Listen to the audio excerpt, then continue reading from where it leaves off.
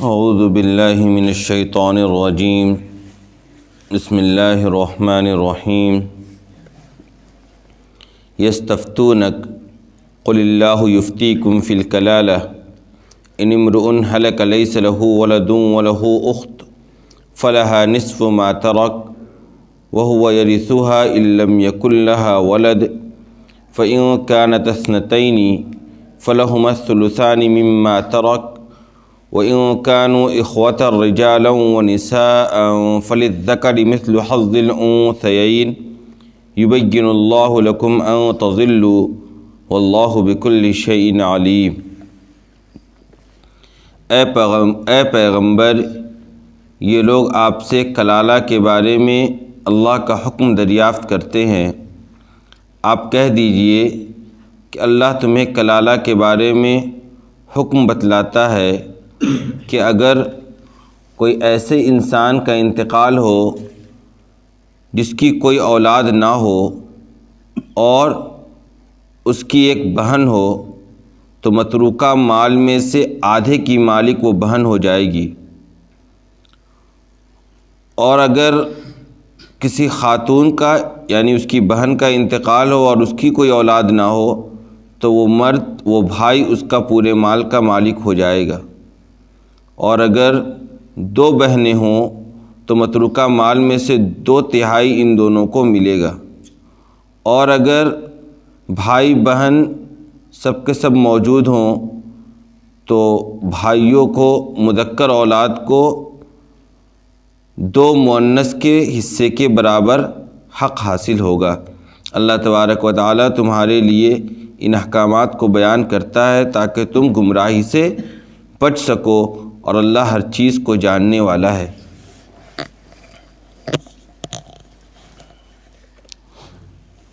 سورہ نساء کی بالکل آخری آیت ہے۔ ہم لوگوں نے جب سورہ نساء کی ابتدا کی تھی تو ابتدا میں ہی 2-4-6 آیتوں کے بعد وراثت کا حکم آیا تھا، اور اس کے بعد آگے چل کر درمیان میں بھی ایک جگہ وراثت کے متعلق کچھ احکامات سورہ نساء کے اندر بیان کیے گئے تھے۔ آج پھر بالکل آخری آیت میں بھی وراثت کے متعلق ہی آیت کا نزول سورہ نساء میں ہوا ہے۔ سب سے بنیادی بات یہ ہے کہ 3 جگہ سورہ نساء میں، ابتدا میں بھی، درمیان میں بھی، اور اس کے بعد بالکل آخر میں بھی وراثت کے مسئلے کو بیان کر کے قرآن نے وراثت کے مسئلے کی اہمیت کو اجاگر کیا ہے۔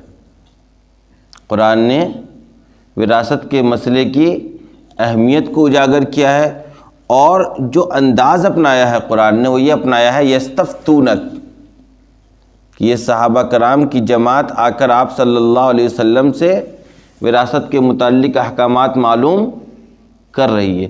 اس کا مطلب یہ ہے کہ جب وراثت کے احکامات کا نزول ہوا تو صحابہ کرام نے بھی اپنی دلچسپی دکھلائی اور یہ بات جاننے کی کوشش کی کہ ایک مسئلہ وراثت کے متعلق کیا ہو جائے، واضح ہو جائے اور معلومات حاصل ہو جائے، تاکہ جس کا جو حق ہے وہ حق ادا کر دیا جائے۔ آج کی دنیا کا حال یہ ہے کہ ہم اور آپ مسائل جاننے کی بھی کوشش نہیں کرتے، کیوں؟ کہ جاننے کے بعد عمل کرنے کی ضرورت پڑ جائے گی۔ اگر مسئلہ لوگ جان جائیں گے، ہم لوگ مسئلہ چھپاتے ہیں۔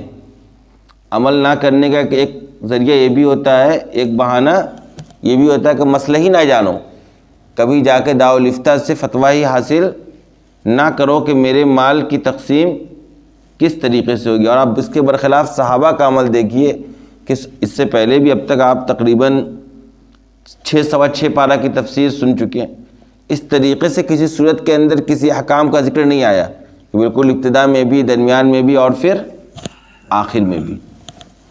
اور ابھی تھوڑا سا پہلے جو تذکرہ ہو رہا تھا وہ ہو رہا تھا، منافقین کا تذکرہ شروع ہوا تھا، اس کے بعد یہود و نصارہ کا تذکرہ ہوا، خاص طور پر حضرت عیسیٰ علیہ السلام کو لے کر جو عقیدہ تھا اس کو قرآن نے واضح کیا، اور اس کا مقصد یہ تھا تاکہ یہ یہودی جو آپ صلی اللہ علیہ وسلم کے زمانے میں اب بھی انبیاء کرام کے درمیان تفریق کرتے تھے، پہلے سے کہتے تھے کہ ہم تو صرف موسیٰ کو مانتے، عیسیٰ کو نہیں مانتے، اور پھر آپ صلی اللہ علیہ وسلم کی انکار کے بھی یہ لوگ درپے ہو گئے تھے، حالانکہ ہونا کیا چاہیے تھا کہ جب ساری چیزیں واضح ہو گئیں، تمام باتوں کو قرآن نے صاف صاف بیان کر دیا، تو خاص طور پر عقیدہ توحید کے وہ قائل تھے، تو عقیدہ توحید کے لیے بالکل لازم ہے کہ عقیدہ رسالت بھی درست ہو۔ آ رہی بات سمجھ میں؟ عقیدہ توحید کے لیے لازم ہے کہ عقیدہ رسالت اور عقیدہ آخرت بھی بالکل کیا ہو؟ درست ہو، تب جا کے توحید پر عقیدہ مکمل طریقے سے بندے کا حاصل ہوتا ہے۔ تو قرآن نے ان کا تذکرہ کیا، بتایا کہ دیکھو یہ لوگ عقیدہ توحید کو بھی ماننے کو تیار نہیں ہے، اور اس کے برخلاف مسلمانوں کی مدح سرائی کی، مومنوں کی تعریف کی قرآن نے آخر میں، کہ دیکھو مسلمانوں کا حال یہ ہے کہ یہ لوگ اصولیات تو چھوڑ دو، ایک ایک جزیہ کے سلسلے میں بھی اللہ تبارک و تعالیٰ کا حکم جاننے کے پیچھے لگے رہتے ہیں اور کوشش کرتے ہیں۔ یہ ایک جزیہ مسئلہ ہے، یعنی یہ جو مسئلہ ہو رہا آخری آیت میں، یہ کلالہ کی ایک خاص صورت کے متعلق سوال کیا گیا ہے، یعنی مسلمانوں میں اور یہودی اور عیسائی میں کیا فرق ہے، اسے قرآن نے واضح کیا کہ تم لوگ تو اصولیات کو بھی ماننے کو تیار نہیں ہو۔ رسولوں پر ایمان رکھنا یہ تو اصولیات میں سے بالکل بنیادی عقیدہ ہے، بیسک ہے اللہ تبارک و تعالیٰ پر ایمان رکھنے کا، وہاں تمہارا یہ حال ہے۔ اور دوسری طرف مومنوں کو دیکھو کہ یہ لوگ اصولیات تو چھوڑو، فروعیات میں بھی ایک ایک جز کے مسئلے کو جاننے کی کوشش یہ لوگ کرتے ہیں، اور آ کے بار بار آپ صلی اللہ علیہ وسلم سے سوال کرتے ہیں، اور آپ صلی اللہ علیہ وسلم بھی اس وقت تک جواب نہیں دیتے ہیں جب تک آسمان کی طرف سے کوئی وحی کا نزول نہ ہو جائے اس سلسلے میں، آپ بھی انتظار کرتے ہیں جواب دینے میں۔ لہذا یہ آخری آیت میں پھر وہی مسئلہ ہوا کہ لوگوں نے آ کے آپ صلی اللہ علیہ وسلم سے سوال کیا، کیا؟ کلالہ کے بارے میں سوال کیا۔ دیکھیے جب ہم لوگ وراثت کی آیت پڑھ رہے تھے تو اس کے اندر بھی کلالہ کا مسئلہ آیا تھا، وَإِن كَانَ رَجُلٌ يُورَثُ كَلَالَةً أَوِ امْرَأَةٌ وَلَهُ أَخٌ أَوْ أُخْتٌ فَلِكُلِّ وَاحِدٍ مِّنْهُمَا السُّدُسُ فَإِن كَانُوا أَكْثَرَ مِن ذَلِكَ فَهُمْ شُرَكَاءُ فِي الثُّلُثِ، یعنی وہاں بھی کلالہ کے بارے میں بتلایا گیا تھا کہ کلالہ اگر بھائی یا بہن کو چھوڑ رہا ہے، ایک بھائی یا ایک بہن کو چھوڑ رہا ہے تو اس کو اس کے مال کا چھٹا حصہ ملے گا۔ کلالہ کی تعریف آپ کے سامنے کی جا چکی ہے، جس کے نہ اصول ہو اور نہ ہی فروع ہو، یعنی نہ ہی اوپر باپ دادا میں سے کوئی موجود ہو اور نہ ہی نیچے بیٹا پوتا پرپوتا میں سے کوئی موجود ہو۔ ایسا شخص کا انتقال ہوتا اور وہ مال چھوڑ کر اس دنیا سے جا رہا ہے تو اس کے مال کا مالک کون ہوگا، کس کو وراثت میں اس کا حصہ ملے گا؟ تو ہم لوگ نے آیت وراثت میں پڑھی تھی کہ وہاں پر اللہ تبارک و تعالیٰ نے یہ بات بتلائی تھی کہ دیکھو اگر کسی کا انتقال ہوتا ہے کلالے کا اس حیثیت کا کہ نہ اس کا کوئی باپ ہے اور نہ ہی کوئی اولاد ہے، نہ کوئی اصول میں ہے نہ ہی کوئی فروع میں ہے، تو اس کے مال کا اگر ایک بھائی یا ایک بہن کو چھوڑ کے جا رہا ہے تو وہ چھٹا حصے کے مالک ہوں گے، ان کو چھٹا حصہ ملے گا اور باقی مال اسبات میں جائے گا، اور نہیں تو آگے چل کے اولیاء رد کا مسئلہ آئے گا۔ اسی کے ساتھ اگر ایک سے زائد ہوں گے تو کہا وہ لوگ ایک ثلث میں صرف حصے دار ہوں گے، یعنی مال کو 3 حصے میں تقسیم کیا جائے گا اور ایک حصہ تقسیم کر دیا جائے گا اور باقی 2 حصہ باقی لوگوں میں دیا جائے گا۔ آج پھر کلالہ کے بارے میں پوچھا گیا، اور یہاں کلالہ کے متعلق بھائی بہن ہونے کی صورت میں دوسرا مسئلہ بیان کیا گیا۔ آئی بات سمجھ میں؟ تو بظاہر تو آپ کو لگے گا کہ تعارض ہے، وہاں کلالہ کے مال کے متعلق حصے داری اور حق کو جو بتلایا گیا وہ کچھ اور تھا، اور یہاں پر جو بیان کیا جا رہا ہے وہ کچھ اور ہے۔ تو حقیقی بات یہ کہ تعارض نہیں ہے۔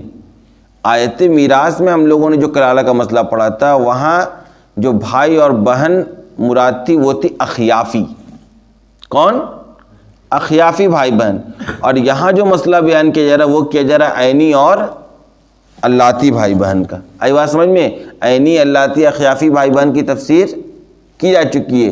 ماں باپ شریک اولاد آپس میں عینی بھائی بہن ہوتی ہے، جس کو ہم لوگ سگا بھائی بہن کہتے ہیں، اور باپ شریک بھائی بہن کا تعلق آپس میں اللاتی ہوتا ہے، اور صرف ماں شریک بھائی بہن کا تعلق آپس میں اخیافی ہوتا ہے۔ بات سمجھ میں؟ تو اگر ماں شریک بھائی بہن کو چھوڑا ہے تب وہ چھٹا حصہ یا دوسری صورت میں 1 ثلث کے وہ لوگ مالک ہوں گے، اور اگر عینی یا اللاتی بھائی بہن چھوڑا ہے تو وہ کتنے مال کے حقدار ہوں گے، اس کو آج کیا کہتے ہیں بیان کیا کہ دیکھو اگر کسی انسان کا انتقال ہوتا ہے اور اس کی کوئی اولاد نہیں ہے، مطلب وہ کیا ہے؟ کلالہ ہے۔ قل اللہ یفتیکم فی الکلالہ، اس آیت کے اندر اللہ تبارک و تعالیٰ کلالہ کا حکام بیان کر رہے ہیں۔ تو کہا کہ دیکھو اگر کسی انسان کا انتقال ہو رہا ہے اس حالت میں کہ اس کی کوئی اولاد نہیں ہے اور اس کی ایک بہن ہے. یہ بہن کیسی ہے؟ عینی یا اللاتی. کیسی بہن ہے؟ عینی یا اللاتی. تو کہا دیکھو اب یہ جو مال چھوڑ کر جا رہا ہے اس کا آدھا حصہ اس کو ملے گا، یعنی نصف کی یہ مالک ہوگی. 100 روپے چھوڑ کر اس کا انتقال ہو رہا ہے، 50 روپے اٹھا کر اس بہن کو دے دیا جائے گا، جبکہ بہن صرف ایک ہی ہو. اور 50 روپے دیگر اسبات میں جائیں گے، اسبات نہیں ہوں گے تو پھر لوٹ کر انہی کو ملے گا. اور اگر کسی خاتون کا انتقال ہوتا ہے اور وہ کلالہ ہے، کسی خاتون کا انتقال ہوتا ہے اور وہ کیا ہے؟ کلالہ ہے، نہ اس کی نیچے اولاد ہے اور نہ ہی اوپر باپ دادا موجود ہیں، اور اس کا ایک بھائی موجود ہے، اور وہ بھائی عینی یا اللاتی کا وَهُوَ يَرِثُهَا إِن لَّمْ يَكُن لَّهَا وَلَدٌ. تو یہ بھائی اس کے پورے مال کا مالک ہو جائے گا. یہ جو ایک بھائی ہے وہ پورے کا پورے مال کا مالک ہو جائے گا. بہن تو اس صورت میں آدھے مال کا مالک ہو رہی تھی، لیکن بھائی اسی صورت میں پورے مال کا مالک ہو جائے گا. کہا فَإِن كَانَتَا اثْنَتَيْنِ فَلَهُمَا الثُّلُثَانِ مِمَّا تَرَكَ. لیکن کلالے کا انتقال ہوتا ہے اس طور پر کہ وہ 2 بہن کو چھوڑ کر جا رہا ہے، 2 یا 2 سے زائد، 2 یا 2 سے زائد بہنوں کو چھوڑ کر جا رہا ہے. تو اب ان بہنوں کو 2 حصہ ملے گا. کل مال کو 3 حصے میں تقسیم کر دیا جائے گا. کل مال کو کتنے حصے میں تقسیم کیا جائے گا؟ 3 حصوں میں 2 حصہ اٹھا کر ان 2 بہنوں کو دے دیا جائے گا، اور باقی 1 حصہ اسبات وغیرہ میں جائے گا. 2 مسئلہ ہو گیا. ایک بہن چھوڑا ہو تو نصف کے مالک، 2 چھوڑے ہو تو 2 ثلث کے مالک. اور اگر یہ صورت مرد کے ساتھ پیش آ رہا ہے، مرد مالک بن رہا، عورت کلالہ تھی، تو وہ بھائی اس کا پورے مال کا مالک ہو جائے گا. کہا وَإِن كَانُوا إِخْوَةً رِجَالًا وَنِسَاءً. تیسری صورت یہ ہے کہ کلالہ کا انتقال ہو رہا ہے اس طور پر کہ وہ اپنا عینی یا اللاتی بھائی اور بہن دونوں کو چھوڑ کر جا رہا ہے. یعنی ایک بھائی ایک بہن ہے، یا 2 بھائی 4 بہن ہے، یا 5 بھائی 5 بہن ہے، جو بھی صورت ہو. آئی بات سمجھ میں؟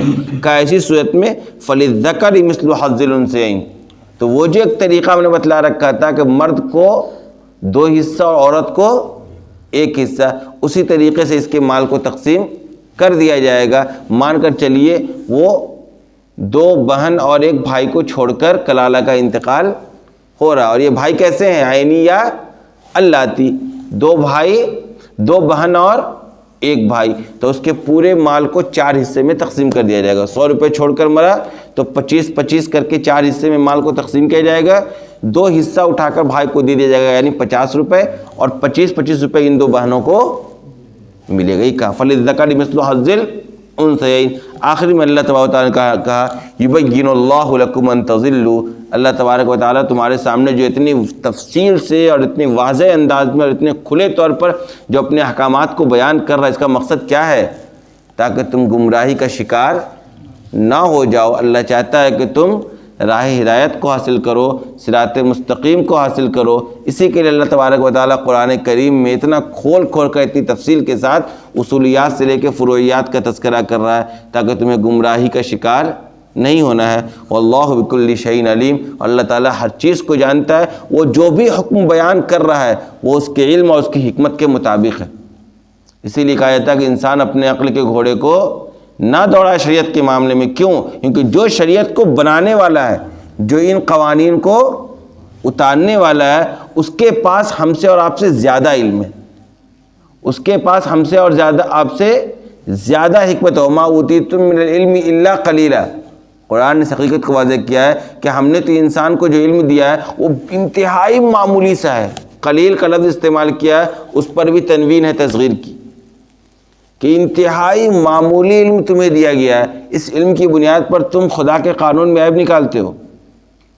تم اپنی اوقات تو دیکھو، تمہاری حیثیت کیا ہے، اور تم چلے ہو اسلامی قانون میں انگلی کرنے اور تم اس پر اعتراض کرنا چاہتے ہو. حالانکہ اللہ تبارک و تعالیٰ کو ہر چیز کا علم، اس نے تمہیں پیدا کیا ہے، وہ جانتا ہے کہ تمہارے متعلق تم کس طرح زندگی گزار سکتے ہو، تمہارا مزاج کیا ہے، تمہارے خیالات کیا ہے، تمہارے افکار کیا ہیں، تم کتنا برداشت کر سکتے ہو. ان سب کو تم سے بہتر تمہارا بنانے والا جانتا ہے. لہذا جب وہ بنانے والا جانتا ہے تو بنانے والا اگر کوئی قانون بنا رہا ہے تو وہ عین تمہارے مصلحت کے مطابق ہوگی. تمہارا کام یہ ہے کہ تمہیں اس کی حکمت اور مصلحت سمجھ میں آئے یا نہ آئے، تمہارا کام یہ ہے کہ تم اس پر عمل کرو، تم اس کو مانو اور اس کو رواج دو۔ اللہ تبارک و تعالی ہم سب کو تمام احکامات پر عمل کرنا آسان فرمائے۔ وآخر دعوانا الحمدللہ۔ کل سے انشاءاللہ سورہ مائدہ کی تفسیر شروع ہوگی۔